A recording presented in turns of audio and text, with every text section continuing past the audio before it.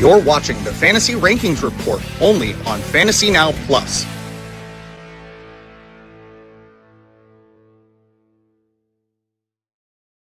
Hey, welcome to the Fantasy Rankings Report. My name is Topher Kurt, but you can call me Topher, and I'm hosting this with my friend Michael Flores. Michael, how are we doing tonight? I'm doing all right. We'll see how week 6 goes for us. Hopefully we're not going to get too injured. Right? Injuries galore everywhere. So, what I would like to do is to introduce you to what this show does. Sorry, my phone was going off. Okay. We compare consensus rankings between running back and wide receiver through a various amount of platforms, and we bring those to one composite ranking, and we talk about what experts agree on, what experts disagree on, and we highlight all of those things as well. We got one of our everydayers here. Hey, all you beautiful people, and me. See, he knows that I'm just that much more beautiful because he had to include me as above, right, Jamie? Jamie Pierogi here, watching and listening. We love it. As we are going through our rankings, I am our wide receiver expert. Michael is our running back expert.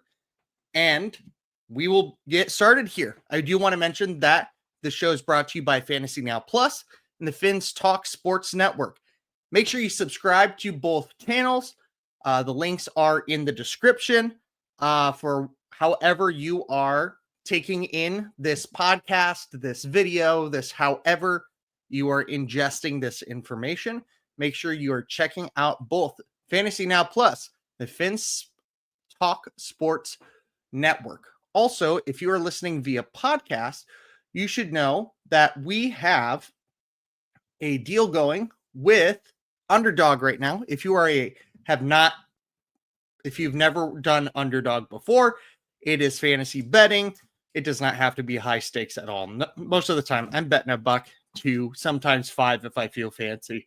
But if you play $5, you get $100 with the promo code FN Plus. Again, get $5, pay $5, get $100 to play with at FN Plus. Okay.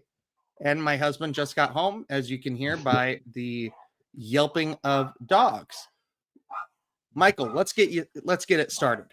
Absolutely. I just want to point out that your dogs are my favorite guests on the show, so I love every time I hear them. But we're going to get started with the way we get started every week, and that's our ranking questions of the day. In this segment, Topher and I are going to ask each other questions about rankings in any way, shape, form. We can stick to our expertise or talk about any position.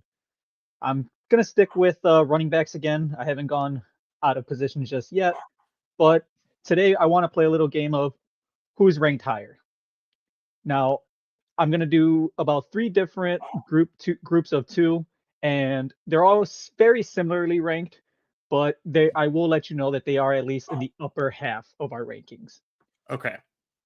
So our first 2 guys I want to compare. Oh, also, if you want to get extra credit, take a guess at where they're ranked. Oh, okay. So our first group is Quinshon Judkins and Rico Dowdle. So I'm guessing who's higher, correct? Correct. Okay. Just wanted to clarify. I'm going to go Quinshon Judkins. I'm going to go Quinshon is at 11. Rico's at 15.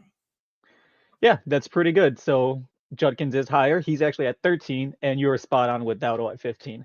There we go. So our next 2, this one, it was a little bit of an interesting one to me. Alvin Kamara and DeAndre Swift. And is this is, let's see. Okay. DeAndre Swift, Alvin Kamara. I'm going to say DeAndre Swift is higher than Alvin Kamara, but they are both in the mid to low 20s. I'm going to say Swift is 23. Alvin is 26. Again, very close. And you're right. Swift is higher than Kamara, but it's RB21 and RB23. So a little closer than that. Yeah. Now, our last one, we got Chase Brown and David Montgomery. An RB1 on his team versus an RB2.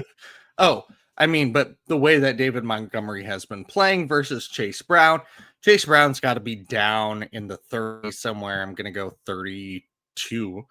David Montgomery, I'm going to put him even above Swift. I'm going to go 19. Okay. So Montgomery is actually below Swift and below Kamara.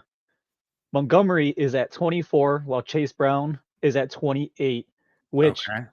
I'm hoping that changes for my own sake because they got Flacco. Don't know what exactly that's going to mean for them, but they got Flacco. So, I mean, his stats when Burrow was at the helm was not good either.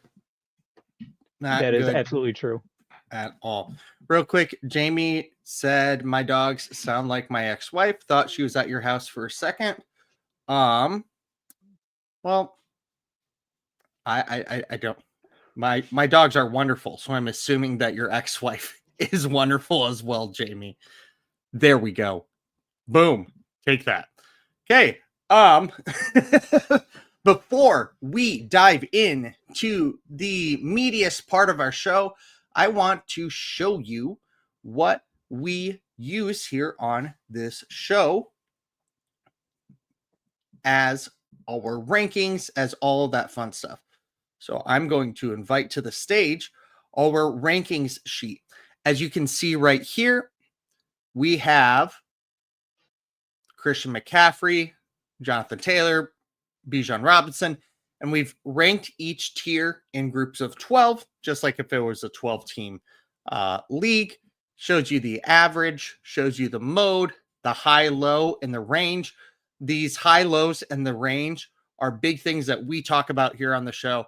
The average is something that's really good for us. Obviously, it creates the rankings themselves. And the mode is always fun to look at because there was somebody, let me look. I want to pull this up. There was Quentin Johnston. If you look at his, I did the CBS one last because you have to type it out. But he was 16 across the board and then a 12. So even though his range is 12 to 16, that mode, that most common ranking, also can help us differentiate and go, okay, this is the most common ranking. Like right here, you've got the mode right here is for DJ Moore through T Higgins. It's all the same, but those ranges are different. So it's always a fun little stat to throw in there. Okay. And according to Jamie, Flacco jout, because he can't spell, just signed his death notice going against Parsons this week and TJ Watt next week. I mean, at the same time, Flacco has already beat the Packers once, or as I like to say, the Packers beat themselves and then tied themselves because they shouldn't have been in either of those scenarios. But that's not what this show is about. I digress. We're going to steady and safe. This is the part of the show where we each highlight 3 players in our positions of expertise that the consensus agrees on. So we're going through and figuring out who are these people that have small ranges? Who are the people that, like a Quentin Johnston, that experts are very consistent and clear on that they shouldn't be a problem for you, especially where you have them normally. I'm going to start us off with this. Wide receiver, the first one I want to talk about, and I've talked about him before in this segment, is Chris Olave. He's wide receiver 26. He's got a range of 1 between our 6 websites that we use. He's got a range of 1 right there. That is incredible. And he's just a very solid low-end wide receiver to high-end wide receiver 3 when everybody's there, probably right in the middle of that wide receiver tier with injuries and with bye weeks. He's going to be week in and week out a very steady, safe play. So I think you should definitely always be putting Chris Olave in your lineup. Yeah, awesome. My first guy, I'm going with Bill Krosky-Merritt. So he's at RB19. He's got a range of 7, but if you look at all the actual rankings for him, you take out the NFL, they have him at 23. Otherwise, his ranking is his range is just 3. He is going off recently. Seems like an every other week kind of guy. 1, 3, and 5, he's done well. 2 and 4, not really. Now this is an even week, but he's going up against the Bears. The Bears are the worst rush defense right now, and I don't see that stopping this week. He should be your safe and steady guy to go forward. Yeah, I like that a lot. My next wide receiver is a guy that I've talked about before as a potential breakout candidate, but it's Matthew Golden at wide receiver 37. He's got a range of 4. I normally wouldn't have been like, okay, he's going to be my steady and safe player. But as a flex play, he's going to give you something pretty consistent. So besides his second week, he's caught balls. And again, we're talking about a rookie. The last 2 weeks, he's had 52 and 58 yards, and his snap percentage has gone up since weeks 1 and 2.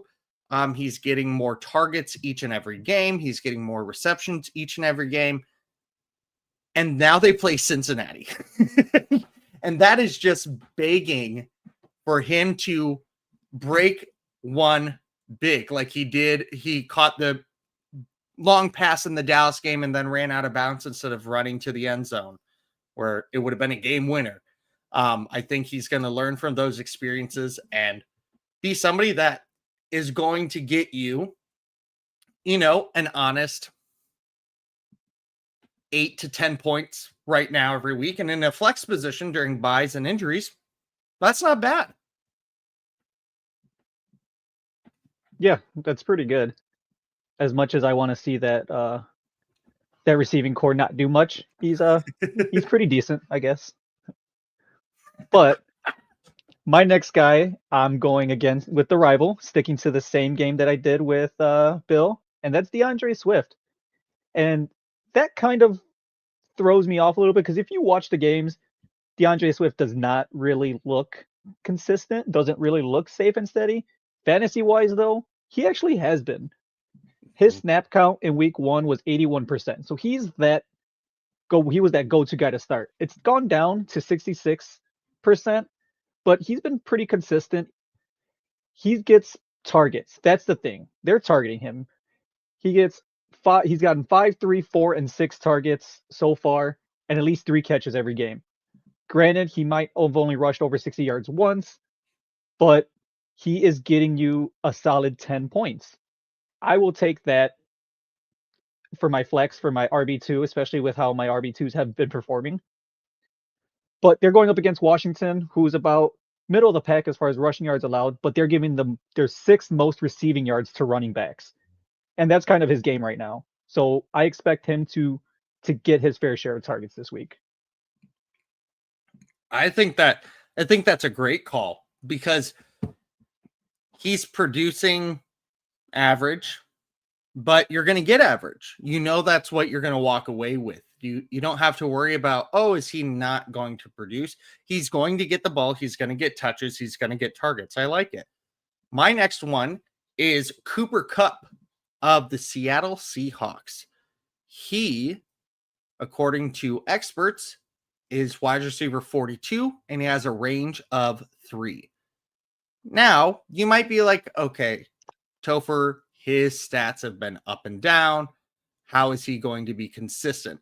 Well, in their last game against Tampa Bay, which was a shootout where they needed to pass the ball, he had 9 targets and caught the ball 6 times and had some incredible catches with it.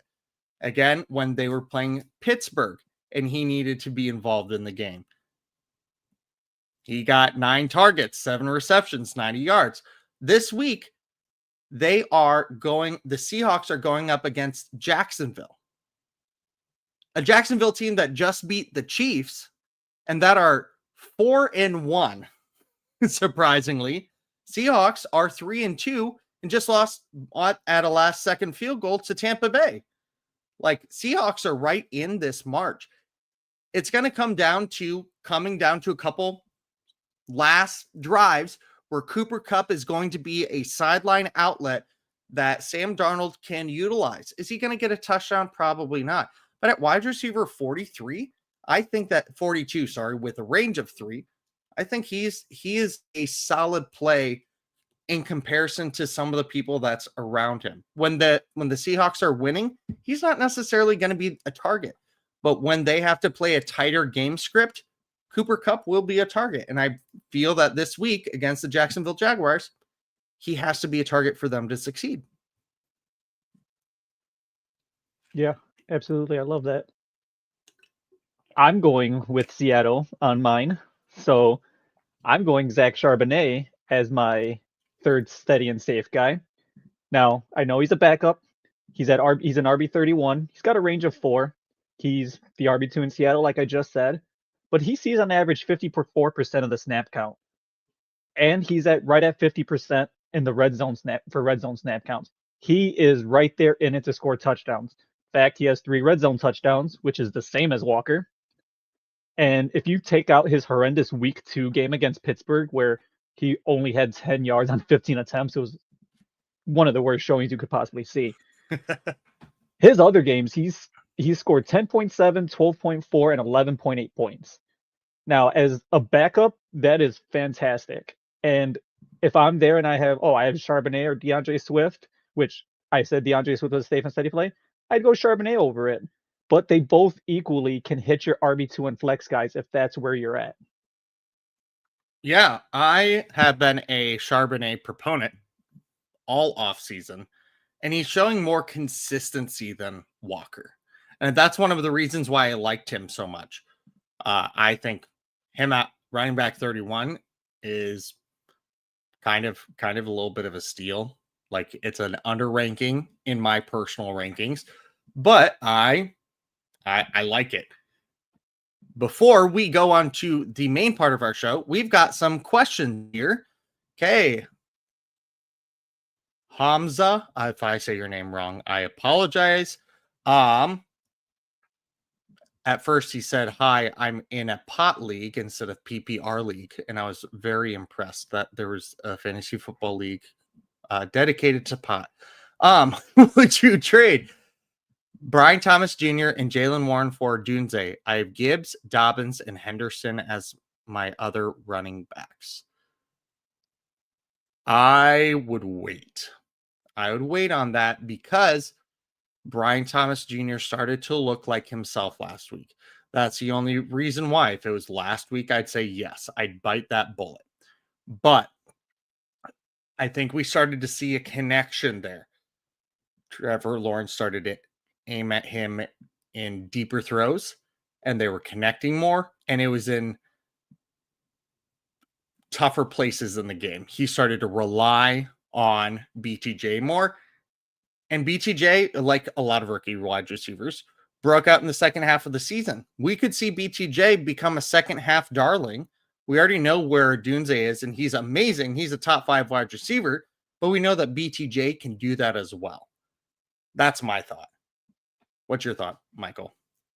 Yeah, as much as I love Dunze and as much as I think his stock is going to skyrocket, I would be nervous about what BTJ is going to do. That team is looking good right now. I mean, their record is way better than I thought it was going to be. And that's without him. Once he starts really performing, his ceiling is so much higher than Odunze right now. Yes.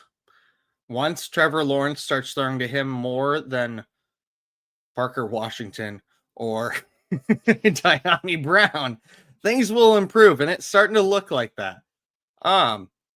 Broly, hey, thank you for coming back. I know that you were here last week. Love to see it. Start 1, Javonte Williams or Devontae or Kyron Williams. Well, running back expert, will you tell us what the experts say?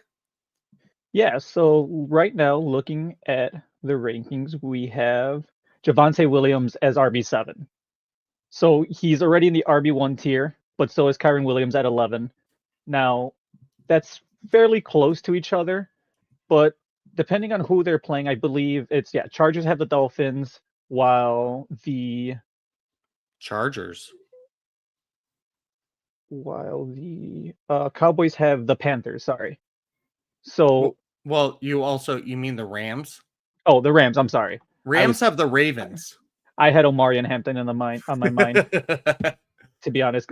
But yeah, so the Rams have the Ravens, which if the Ravens are going to be decimated like they were last week, I think they were missing half their starting defense last week. Yeah. I would keep an eye on what that looks like. If they're going to be, a lot of them are going to be out again, I'm going to go Kyron Williams.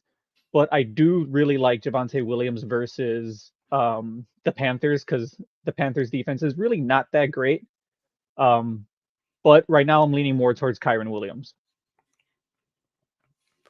Yeah, well, I will also add to that. The Carolina Panthers run defense is, according to Yahoo, is the 19th best 19th best defense for a running back to go against. So they are in the top half, like the tougher half of the league for that. And we are talking Ravens are the second easiest team right there. They actually have a difference of 9.5 points per game difference to the positions. So I think Javonte has a better chance. Absolutely. But if we see a Ravens, I agree. Look at those injuries. If we see a Ravens team depleted by injuries again, I think Kyron will run all over them. Says, thanks. I was leaning Javonte, thinking that Stafford will air the ball more against the Ravens secondary. I think that could be it. I could see that happening, but if they get to pull what the Texans pulled by halftime, they're not going to do much. They're not going to put Matt Stafford in injury situations in a blowout. So I think it's a good question. I like it. And Jamie would like to join your pot league. We are now at the meatiest part of our show, the main part of our show. We are each going to highlight 5 players in our positions of expertise that the consensus disagrees on. We will talk about them, one from each tier. For example, wide receiver 1, wide receiver 2, 3, 4, 5, just like you saw on the sheet earlier if you were watching it visually. I'm going to start off with somebody I never thought I would say is in the wide receiver 1 tier. Deebo Samuel of the Washington Commanders at wide receiver 10. He has a range of 9, which is a very big range within the top 12. Those big ranges up there are normally 4 to 5. So having a range of 9 really screams out at you. When his snap percentage is above 45%, he has finished with 70 yards in 3 out of 4 games.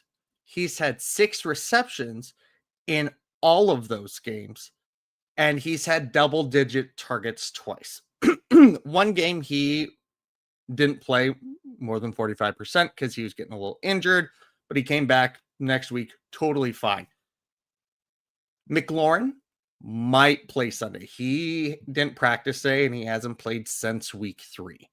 However, McLaurin has not been affecting Deebo Samuel on how he gets his target or how his game is played. They're 2 very different players. Deebo's getting targets whether McLaurin's on the field or not. They're facing, as you talked about earlier, with Bill Clinton, Krosky, Merritt, Alexander McQueen III. The Chargers, bringing up the Chargers again. The Commanders are playing the Chicago Bears. The Chicago Bears are the 8th best matchup for wide receivers, and they give up the 5th most rushing yards per game to the wide receiver position.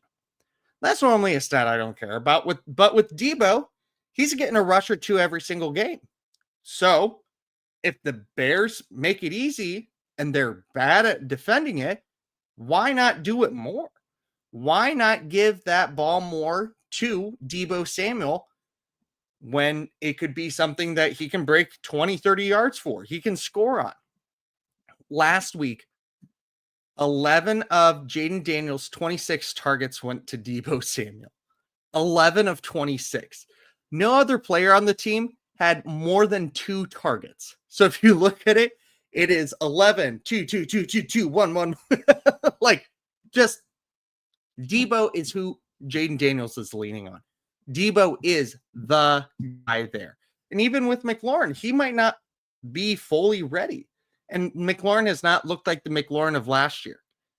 McLaurin also last year was the only person, the only viable receiver on his team. Now he's not. I love McLaurin. I love the talent. I love all of that. But for fantasy, he might not be what he was hyped up to be this year, unfortunately. Debo does lead the Commanders with 38 targets, tying him with Emeka Egbuka and Brian Thomas Jr. for 14th in the league. So 14th highest amount of targets in the league. And he has the 7th most receptions in the league with 30. So lower target number, but higher reception number in the league. That's always a good thing as well. That means when he's getting thrown the ball, it's catchable and he's doing something with it. He's catching the ball. He's doing his job. He's not being Marquez Valdez-Scantling and dropping every other ball. Against the Chargers, Debo and Jaden Daniels were practicing a touchdown dance in the huddle with less than 2 minutes left in the game. Did you see this? No. So I saw it while I was doing some Debo research today. With less than 2 minutes left in the game, it was like 1:17 or something left in the game. It was 4th and 7. They were 15 yards from the end zone. They were practicing the touchdown dance because they threw a touchdown on that play and ran into the end zone and did that dance. You can't buy that chemistry. You're not going to put that flame out. You're practicing a touchdown dance on 4th and 7 within the last 2 minutes of the game because you know this play is going to work. That's the kind of connection that Debo Samuel has with Jaden Daniels. Debo to the moon. That's awesome. I got to look that up because I'm all for let the kids play. I love that. Right? That's so cool. My first guy I'm going in the RB1 tier, that's Josh Jacobs. He's RB5 right now. He has a range of 6. He's 3 to 9. He's coming off a bye week. Now, the week 5 against Dallas, which they tied, by the way, in case anybody was not aware of, he had 86 rushing yards, 2 touchdowns, 4 receptions, 71 yards, good enough for 31.7 points. That's insane. Like, that's ridiculous. And his worst week, which was basically against Cleveland, which I don't know if anybody knows, they lost that game. But he had 30 yards on 16 attempts. He was kept alive, though, with 9 targets, 5 receptions, 44 yards. And that's the only game he has not scored this year. He has scored every other game. In fact, that was the game that snapped his 11-game touchdown streak, which pisses me off because that's the only game I bet for him to score a touchdown this year so far. So that I love. You know what? Your vindictiveness against the Green Bay Packers warranted that, and I hope you understand that. Also, I know. Okay, good. And I wouldn't talk much being 2-2 and going into this week playing the Commanders. Hey, that's fine. Tyreek Stevenson's just gonna go ahead and wave to the crowd while they have a walk-off Hail Mary. I hope that happens again. I hope it happens again. He will be shipped out immediately. That was the downfall of your season. It really was. We looked literally fantastic. Literally everything changed right there. It was insane, and it made me laugh so hardcore. It was the worst. But I digress. Josh Jacobs is going up against Cincinnati this week, which you've already mentioned. Cincinnati is not great. They're currently 24th in the league in rushing yards allowed. They're giving up an average of 132 a game. Now, they barely allow any receiving yards to running backs, but Love has been going to him. In the last 2 games, he's had 9 receptions on 13 targets. The 2 games before that, a total of 1 target. they found something with that passing game between them that Love is starting to like. And I'm expecting Cincinnati to go from one of the better teams in the for allowing rush receiving yards to running backs to all of a sudden it's probably going to skyrocket. I wouldn't be surprised if they target him another 6, 7, 8 times this week. I agree. Also, the Packers are 14.5 point favorites in this game against Cincinnati. Wow. Vegas odds have that, which is insane, but it's realistic. It's real. And who benefits from that more than Josh Jacobs? No one. Absolutely no one. If Josh Jacobs could end up being the running back 1 this week, he could be the best running back in the league this week. And I'm not just saying that because I'm a Packers fan. I'm saying that from a fantasy standpoint. Like, he doesn't have much to lose right there. He only has things to gain. Only has things to gain. I think he's going to be fantastic. Jamie said that he has Debo wide receiver 10 this week. Proud of you. Proud of you. Good job. You can count to 10. I was not aware of that, Jamie. My wide receiver 2 tier is, hold on. Thank you, Edgar. He said, adding to the Debo conversation, 2024, Ertz was who Daniel was safety netting, adding 7 touchdowns. Didn't catch a ball this past Sunday. First time Ertz didn't have a catch since November 27th, 2014. Oh my gosh. Wow. That is an incredible stat, Edgar. Wow. Definitely Debo time. 2014. I'm in my 12th year of teaching. I was in my first year of teaching at that point. I was in my very first year, fresh out of college, 22-year-old Topher. That's insane. Whew. Wow. Love it. Very long time. Yes, it is. Okay, so now Ladd McConkey, who will not have a history like Zach Ertz. He is wide receiver 23. Last week at the wide receiver 2 tier, I talked about AJ Brown. I'm seeing consensus not agreeing on some of our wide receivers that were supposed to be better this season than they are right now. He's got a range of 8. 20 is his highest ranking. 28 is his lowest ranking. To say he's been a disappointment this season is an understatement. We were expecting what Quentin Johnston is doing to be what Ladd McConkey is doing. We expected those roles to be switched. And honestly, Quentin Johnston to do a lot more of the, he's going to be a good best ball play. I remember during the summer getting Quentin Johnston near the end of drafts, being like, you know what, I'll get 2-3 good games out of him. Round 16. Now he is a top 10 wide receiver in the league, fantasy-wise. After week 1, Ladd McConkey has not had a game over 50 yards or had more than 5 receptions in a game. His touchdown last week was the only saving grace to his fantasy profile. Out of the 35 wide receivers in the league that have at least 30 targets, he is the third lowest yardage total with 213.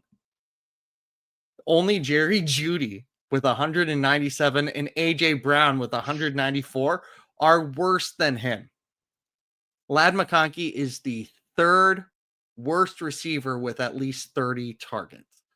In fact, he is wide receiver 44 in yardage this season. Let's put that into perspective. He's behind players like CeeDee Lamb, who has only played 2 games this season. Kendrick Bourne, Cooper Kupp, and only has 5 more yards than Kayshon Boutte. 5 more yards than him. The wide receiver, the Chargers, however, have targeted the wide receiver position 71% of the time, which is tied with the Rams for the most in the league this season. So it's not without targeting the wide receiver. Omarion Hampton just went down. Absolutely. But then that takes another option. It takes another part of the offense away. Their offensive line has been decimated by injuries, with Slater and Alt both going down. 2 first-round picks that are great at what they do, protecting those edges.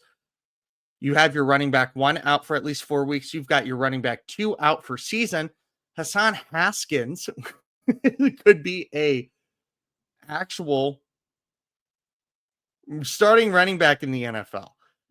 It's crazy. They're playing Miami. Miami is the 26th worst wide receiver fantasy matchup, allowing the 4th least amount of receptions per game, the 3rd least amount of yards per game, and the 2nd lowest targets per game to the wide receiver position. The reason that they're 26th worst, though, is because they're tied for the 4th highest touchdown rate at the wide receiver position. So while they are really good at keeping the wide receiver stats at bay, they do leak more touchdowns than other stifling defenses do. I'm worried. I'm worried about Ladd. He's the tertiary option right now, which is crazy. There were some more connections. You saw a little bit more, kind of like Brian Thomas Jr.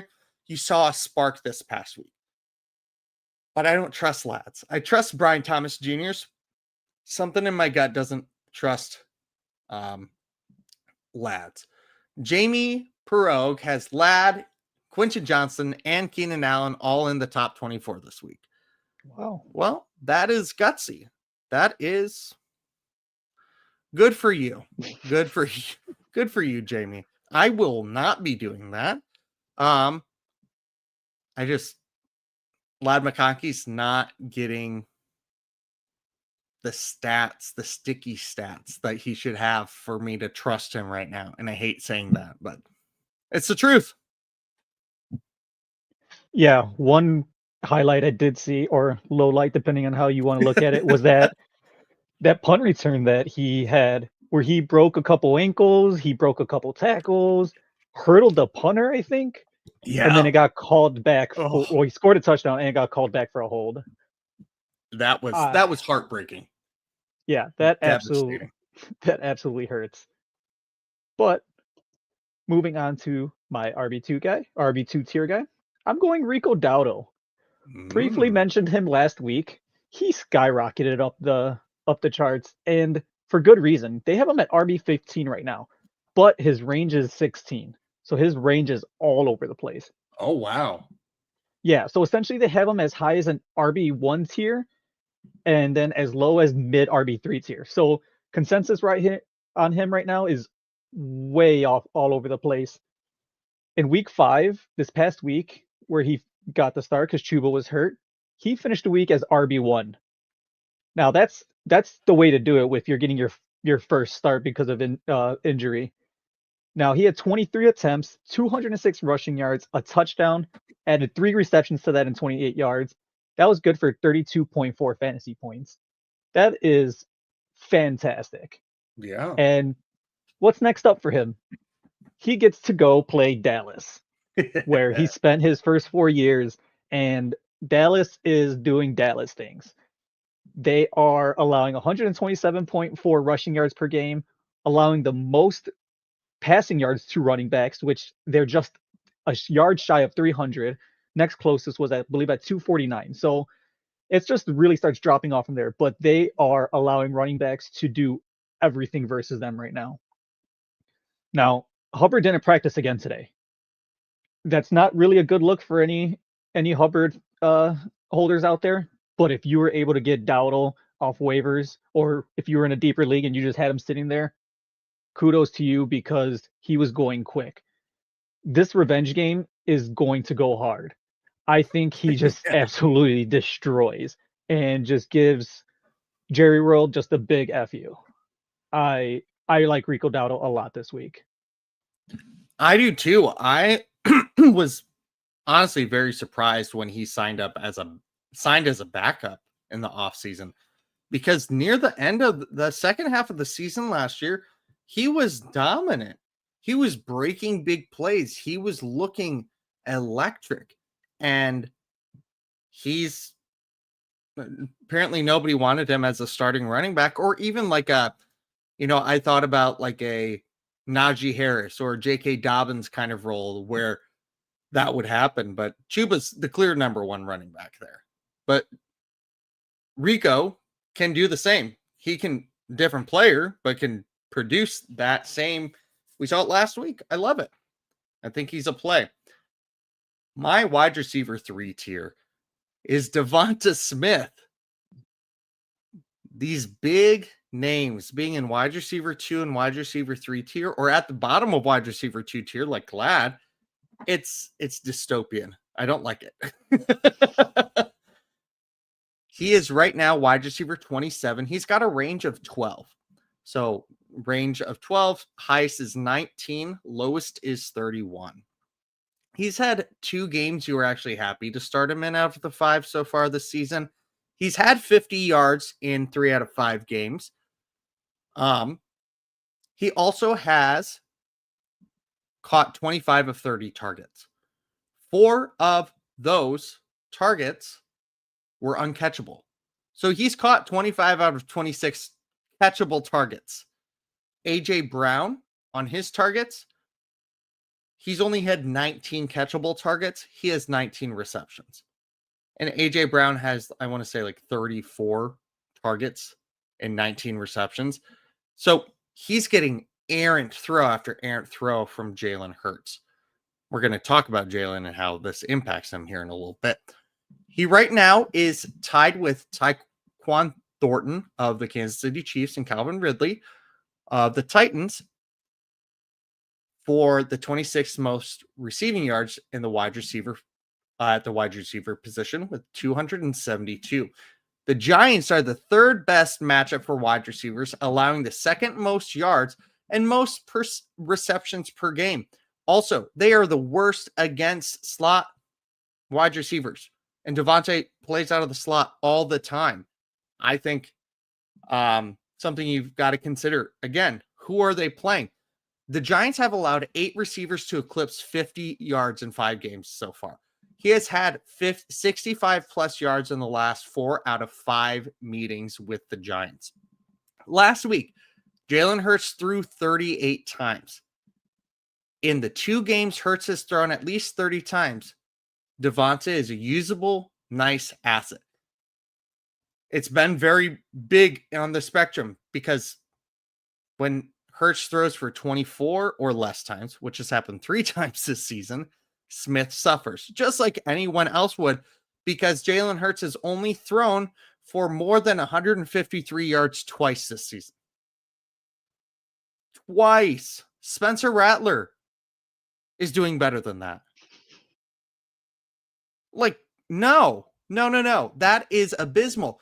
But I talked about it with AJ Brown. As long as they're winning games, they're not going to change. Look what happened last week. What did they do? They lost. And guess what? They threw 38 times. Saquon Barkley is not playing at the level that he was last year. I think there's injury. I think something's going on there.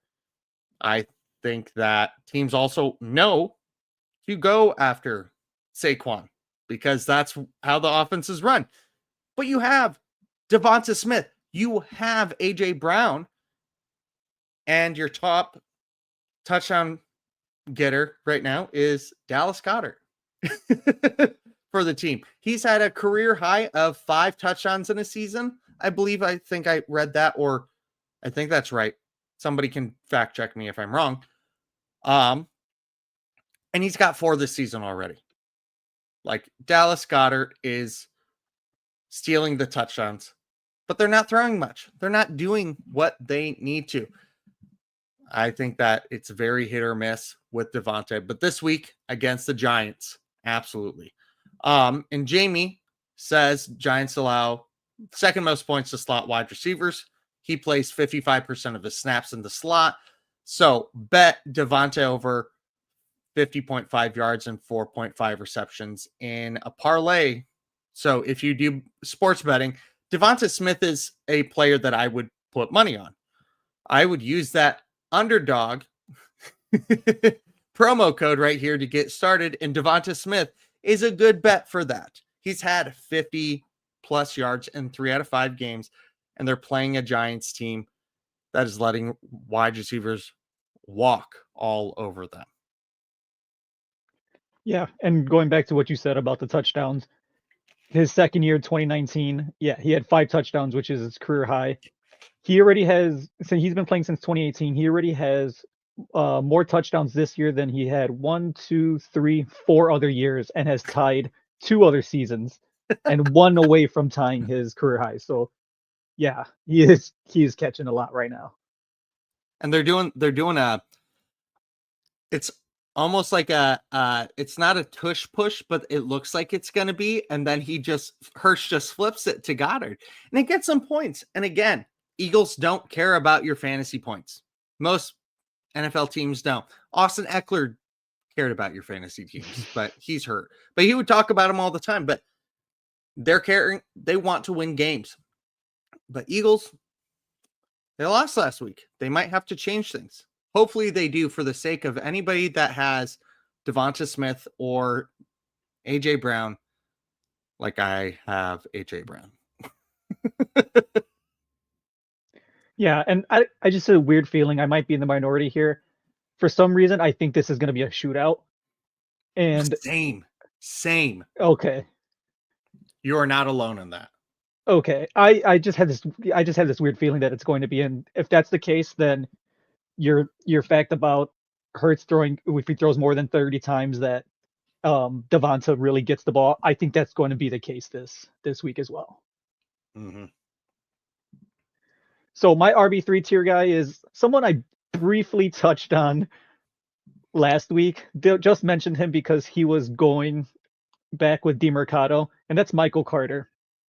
Michael Carter ended up being basically the lead back instead of DeMercado, like many outlets were saying was going to happen.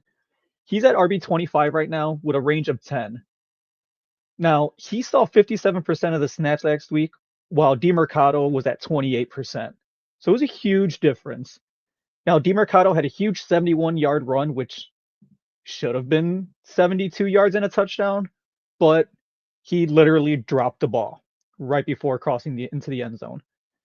Now, I kind of want to vet a little bit and go off about that because I do not understand it. How have these guys been playing for over 10 years at whatever level, and they're still letting that ball go before the end zone? You see the last guy do it, you think, I'm going to make sure I don't do that, and they constantly do it. I don't get it. And Jonathan Gannon, for very good reason, was absolutely frustrated with it. I don't know if you saw the replay, but he was on the sideline talking to DeMercado, yelled at him, and gave him a nice hit to the chest, which the NFL then fined him $100K for, which is soft, in my opinion. But that's neither here nor there. Now, at least it wasn't Jerry Jones flipping off. Yeah, seriously. I forgot about that. Now, I don't know what that's going to end up meaning for DeMercado with that whole situation that happened with him also dropping the ball. Now, do you see Carter sees more his snap count go even higher now because of that whole situation? Maybe. But they obviously like Michael Carter more than they like DeMercado. So I'm expecting them to use him more. But the problem comes in their next 2 matchups. Going up against Indy next, they're only allowing 98 rushing yards a game. After that, they got the Packers. Packers are actually right now second in the league for rushing yards allowed. They're only allowing 77.5 per game, which is really good. It hurts to talk about, but their rush defense is doing very well. And then 3 weeks from now, bye week. So while Michael Carter might be that lead back, I don't anticipate him really doing anything the next 2 weeks, and then there's a bye week. Yeah. I get it. Yeah. Michael Carter could be something. I mean, he's a fine flex play, but yeah, you hopefully, who knows though, you hopefully aren't relying on him to be one of your Gung-ho guys. Speaking of guys that you should not be gung-ho on, let's talk about Keon Coleman. Wide receiver 40. His rankings wide receiver 40, and it shouldn't be. It should be so much lower. He's got a range of 13 from 36 to 49, and I'm still going lower than that. He should be in the mid 50s. And here's why. Keon Coleman has only topped 70 yards in 2 of his 18 career games. He's also only had 5 or more receptions. The more was 8 during week 1. 2 of his 18 career games. Otherwise, he's only had 4, 3, 2, 1, 0. He has had 0, 1, or 2 receptions in 7 of his 18 career games. This season, he has eclipsed 30 yards twice. 30. That's not like, oh, okay. No. 30 yards. And one of them was week 1, a huge breakout. Without his week 1 stats from his big game, here's what his per game averages are right now. 4.5 targets per game, 3.25 receptions per game, 28.5 yards per game. And he's scored twice this season so far. Last year, he scored 4 times. He's on pace to score like 5 times, 6 times this year. But that's disgusting. This is not somebody that I want to play ever. I made sure that after he had a good game, I traded him off. I had him in my dynasty. I was big about him last year. I was like, yes, Keon Coleman's going to be the next big thing. He got seated on the first drive of this last game. He got benched because of disciplinary issues. They literally held him out and said, this is not the first time it's happened. He has to mature. He has to grow up. Josh Allen isn't going to deal with a receiver like that. The Bills aren't going to. I frankly also don't care who he plays this week. He isn't worth starting.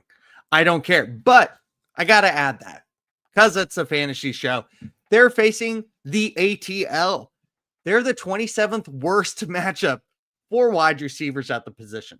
And they have allowed they've allowed the 3rd least wide receiver receptions per game this year. It's not looking good for Keon Coleman. Not at all. I don't want him. I don't want him on my team. I don't want him anywhere near it. I don't even want him to be a bench play. I can go 5 bench plays that are better than this. I'd rather start Jake Tungas from San Fran. I'd rather play a tight end. I'd rather play AJ Barner. I'd rather play a tight end in my flex than Keon Coleman. Sounds like we're plugging in Kyle Juszczyk over Keon Coleman. Maybe. That's awesome.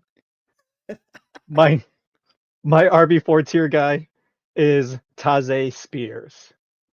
Now, he started... Tajay. So, you know what? That's what I thought. And I went online to go check it. And I was like, I typed in pronunciation for Tajay because that's what that's how it spells. And 3 different places has it as Tajay. What does he say? You know what? I didn't watch any videos and I should have. That's okay. That's okay. It is a classic trope of white people trying to pronounce somebody's name and not being able to do it. It's probably going to be Tarzan or something like that we are very wrong at. So sometimes I'm like, whoa. But hopefully what I looked up was incorrect because it's a J, not a Z. It's Tyjae, which looks like Tajay. I'm a fan of you looking that up. That's awesome. Let's just hear him. Let's get him on the phone. Get him on the phone. Producer, get him on the... that's me. Okay, not happening. Absolutely. We'll have an update next week for you guys. But he's currently listed at RB45, and he was on IR for the first 4 weeks. He did come back last week, and he was able to see about 25% of snap count. They gave him 4 touches, 14 yards. Now, the offensive coordinator, Nick Coles, just said yesterday, expect that workload to be increased immediately. So what that means exactly, I am not too sure, but they're seeing Las Vegas next, who's right around the middle of the pack for rushing yards given allowed per game. Now, if you were able to hold on to him, or you're in a deep league with Dynasty, whatever the case is, this is somebody that I was looking forward to before the season started, just to see what was going to go on. But we're going to see this next week on what to expect from him, or at least in the next couple weeks. But in my opinion, right now, he's a guy to take a look at, to just keep an eye on. And so far, almost every week, I feel like I have a guy that I point out to keep an eye on, and they're at least doing something to at least to continue to keep their eye on. So this is my keep an eye on guy for the week. There we go. Good. I think I like that you put somebody, keep an eye on this guy. He could amount to something. I like it. My wide receiver 5 tier, somebody I would play 100 times over Keon Coleman right now, and that is Tyquan Thornton, wide receiver 59. He has a range of 10, 53 to 63. He has the same amount of yards, 272, that Devonta Smith has on 13 receptions and has 3 touchdowns in 3 different games. So he's not piling on like a Trey Tucker where you're like, oh, he has 4 touchdowns, but he's only scored twice in 2 games. No, he's getting it. It's getting spread around. He also, just like Devonta Smith, has 50 plus yards in 3 out of 5 games. He also has the highest reception yards per reception in the league for wide receivers with at least 10 receptions. That's a great stat right there. He has 7 20-plus yard receptions, which only puts him behind JSN, Igbuka, Tetaroya, McMillan, Puka, and Justin Jefferson. He is ranked number 6 in the league for catches over 20 yards. However, this is why he's down at 59 and not higher. His snap share, weeks 1 through 3, 74%. Last 2 weeks, weeks 4 and 5, 39%. He only has 1 game over 3 receptions. So you are banking on that he's getting a big play and hopefully getting a touchdown. And you can't bank on that every week. Rashee Rice is also back next week. Is it next week? Yeah. Rashee Rice is back next week. At least his suspension is lifted. And that's something to consider when you're looking at somebody like Hollywood Brown, or you're looking at Tyquan Thornton. They also play the Lions. The Lions, unfortunately, just lost Terrion Arnold to an injury, and they don't know how long it's going to be right now. So they have lost their cornerbacks 1, 2, and 4 on the season so far. So there is chance for this. However, their safeties are top notch. Brian Branch and Kirby Joseph. Kirby Joseph led the league in interceptions last year, and he is stealing that ball again this year. The Chiefs are 2 and 3. They're going to have to make some desperate plays against a 4-1 Lions in order to not go 2 and 4 and put this whole team in pandemonium. I think Tyquan Thornton is a good flex play this week, and then you trade him, or maybe even trade him this week and hype him up that he's going to do something this week, and then get something that you can actually use after this week. Yeah, and you're right. Rashee Rice comes back this week, and then they have a bye week. So Thornton's going to be limited basically where he's at. Yep. So for my last RB5 tier, going through that list, RB5 tier and in the RB6 tier, these guys are barely even playing. This was a little bit of a difficult one for me to look at this week. So I wanted to change it up a little bit and just briefly mention about the Omarion Hampton injury. And right now they have 2 potential guys to be the running back there. And that's Hassan Haskins and Kamani Vidal, which currently they're both ranked right next to each other. Haskins at RB35 and Vidal's at RB36. Now the range is fairly similar. Haskins at 29 to 41, Vidal at 32 to 42. Now that last week, Haskins did see 21% of the snap count, but so did Vidal. They're both looking to see what they want to, how they want to move forward. They have no idea there. Haskins saw 5 attempts, 13 yards. Vidal had 4 attempts, 18 yards. Each had a reception. They're using them fairly evenly to test out the waters. Now, Haskins is currently listed above Vidal on the depth chart, but like you mentioned earlier, that O-line is hurting. They actually have 7 guys that are questionable for this week alone. Oh my gosh. Yeah, that O-line is unfortunately going to get maybe someone hurt again. I mean, there's going to be guys that are going to be down, and I don't really know how that's going to go, but those are some guys that Vidal is being really touted on a lot of people. I hear them talking about him way more than Haskins, but currently Haskins is higher in the depth chart, and Haskins does not have great hands. So I'm going to expect Vidal to get on the passing plays, while Haskins will probably get majority of the rushing plays.